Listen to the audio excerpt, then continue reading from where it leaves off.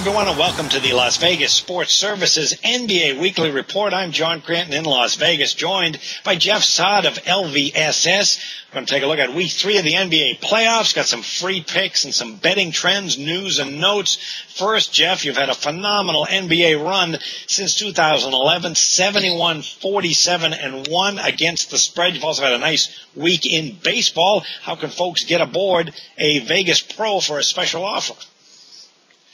Well, this first round of the NBA playoffs has been exciting and unpredictable. It's been very unusual as far as some of these games. The trends have not been working, but we're going to give you next week 7 days of NBA playoff action plus baseball.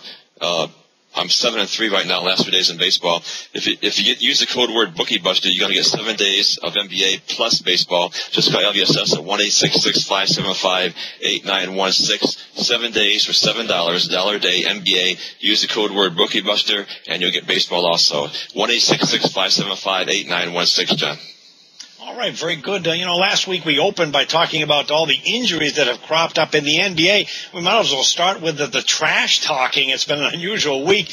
Jordan Crawford, a backup player, was taunting Carmelo Anthony after Game 5. George Karl was asking Golden State's Draymond Green, did you play football or basketball when you were at Michigan State after a flagrant foul? Mark Jackson was angry at the Nets for supposedly beating up Stephen Curry.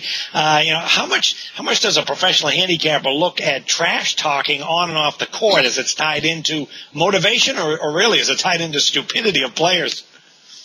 Well, all of those. Some of them are just ridiculous. Jordan Crawford is averaging 14 minutes a game this year. He's 4.5 points. He didn't play a minute in Game 5, and he's trash talking to Carmelo Anthony. That doesn't make any sense. George Karl, sometimes you want to get the referee's attention. I think it was what George Karl and Mark Jackson were doing. George Karl made that statement about Draymond Green. Green in that game scored 3 points, had 0 rebounds. The next game, on Thursday night, he scored 16 points and 10 rebounds. So that kind of backfired. And I think Mark Jackson is just trying to protect his player, Stephen Curry, with these statements, hoping the referees will hear them and maybe put it in the back of their mind. Sometimes it works. Sometimes it just trash talking just get counterproductive and stupid. It's what the Knicks did when they dressed in black. And the coach said he didn't know anything about it, but the Celtics is one team that you don't want to fire up. It just makes no sense whatsoever.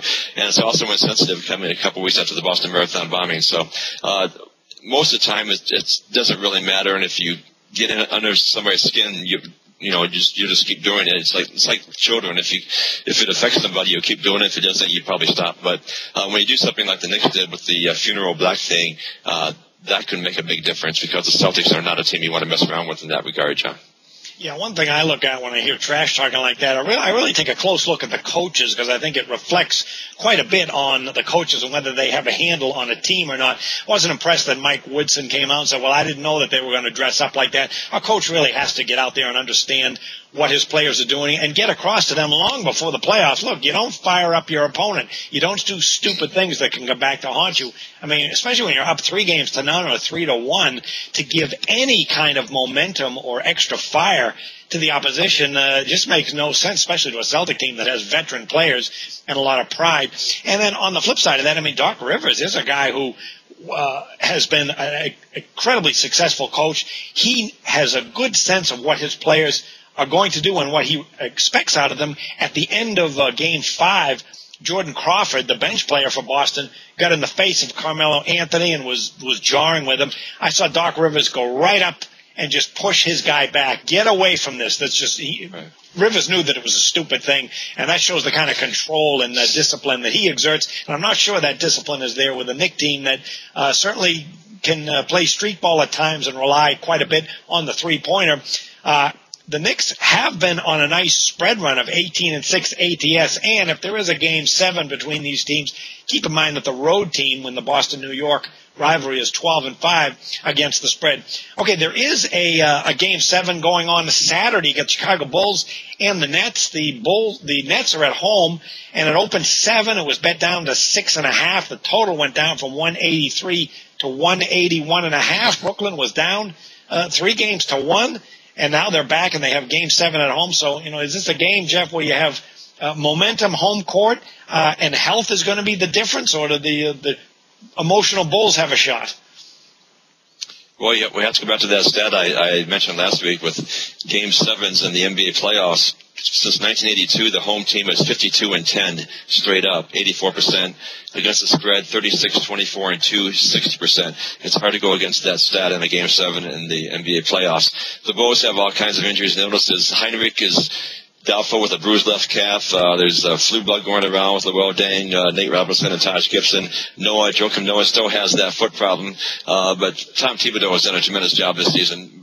Not even counting not having Derrick Rose, has done a tremendous job just juggling this lineup and dealing with all these injuries. So I think Carlson has done a good job too with the Nets have taken over, but I think the coaching goes to Thibodeau in this game. Deron Williams is shooting already 42% in this series, and when he was being guarded by Heinrich, he shot already 33%. That's how important Heinrich is. But the Nets, this series should be over. The Nets blew that overtime game last week. It was a bad beat.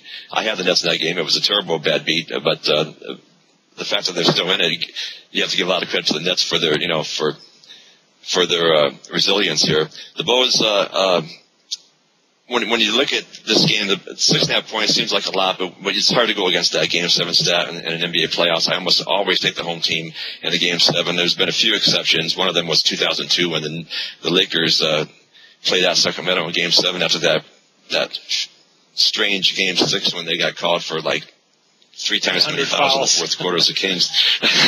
But it's hard to go against a home team at a Game 7, John. Yeah, I'm going to take a look at the total in this Game 7, and the line movement is from 183 down to 181.5. What's happening there is, historically, Game 7s are all about defense and slowing the pace down. You can understand why. It's a winner-take-all game. Sometimes offensive players can get a little jittery, knowing, oh, this is the game of the season, the whole country's watching. Maybe the offense isn't quite there. But coaches are certainly going to demand great defense the entire game because the whole season is on the line. With that said, I don't agree with this line movement, and here's why.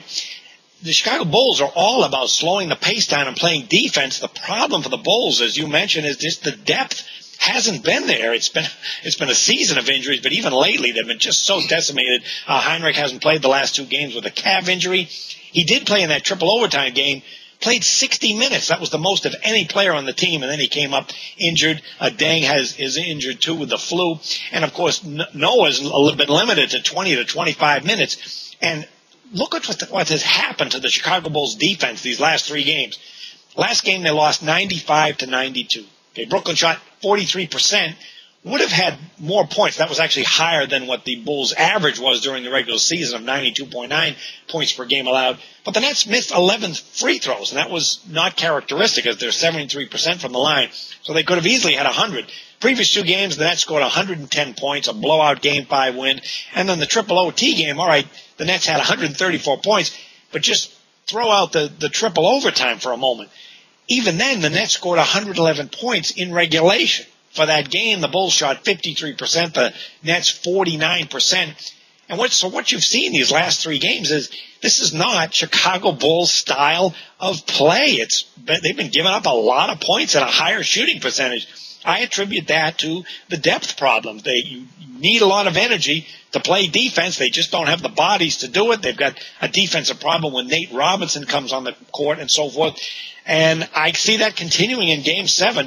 And there's a couple of trends to keep in mind, too. The Nets, they're on a 19-7 run over the total. Very good offensive options as well as a good front court.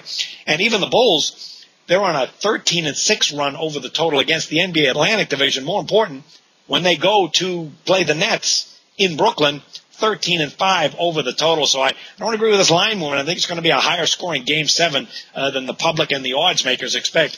Okay, we have one other series to look at, and that's on Monday. We've got the next round starting. The Warriors are at the Spurs. Game 1, Spurs opened at 8-point favorite and has been bet up to 8.5, so a little bit of early money on San Antonio. The total's 201. It's a fascinating matchup, Jeff. You got the aging Spurs with great depth against this young Warrior team. So I guess the question is, are the Warriors for real? Well, as far as Game 1 is concerned, you have to look at the 2 things that you always do in the playoffs. You have one team that could have a letdown after a great upset win in the first round. Then you have a team that hasn't played for a week and it could be a little rusty. You have to balance those 2 things off. I think it's a good thing for the Spurs because obviously they're an older team and they could use the week off. San Antonio got a major break when Russell Westbrook went down, I think the Thunder would have been in the finals otherwise, just like last year when they beat the Spurs 4-2. But I think right now the Spurs are the favorite to win the Western Conference. Thiago Splitter is injured. He probably won't play. He's pretty important part of the team. He's averaged 24.7 minutes, 10.3 points, 6.4 rebounds. For the Warriors, Andrew Bogut is totally taking advantage of finally being healthy. Thursday night he had 14 points, 21 rebounds. Spurs, obviously the most interesting matchup would be Tony Parker versus Stephen Curry. If they can keep Curry in check, the Warriors would be in serious trouble. And we know last week we mentioned that Atlanta has beaten the Pacers 13 times. Well, there was 11 last week. Now it's 13.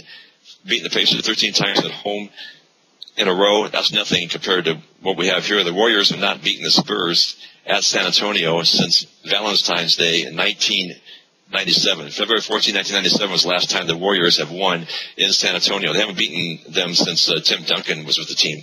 So that's another thing to keep in mind. But for game one, the home team is usually the team to go with, especially when you have a team coming off a big upset win, and then you could have a letdown situation. So I'll give the edge to the Spurs in game one, John.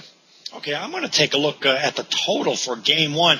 You don't really have a lot of rest in the postseason, but this is one of those rare games when you do.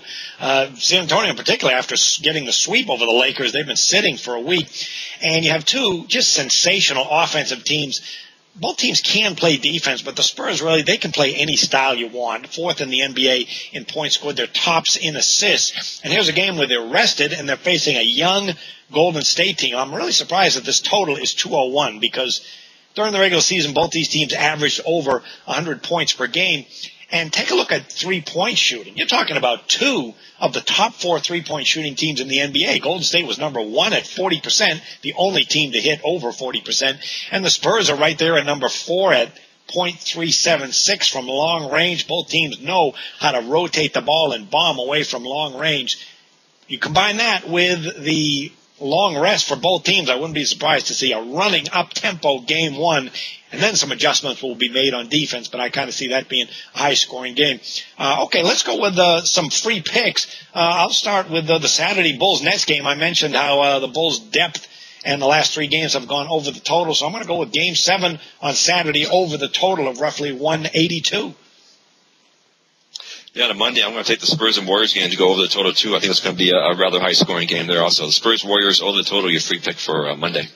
Okay, very good. If you want to get a week's worth of play, Jeff, tell everybody how they can get aboard Las Vegas Sports Services with you. 7 days for $7, $1 a day. That's NBA playoffs. Plus, use the code word BookieBuster. You'll get 7 days of baseball. And all you do is call LVSS 1-866-575-8916. 1-866-575-8916. Don't miss out. All right, that sounds good. And Jeff and I will be back next Friday for another LVSS NBA report. Good luck, everyone, and no trash talking.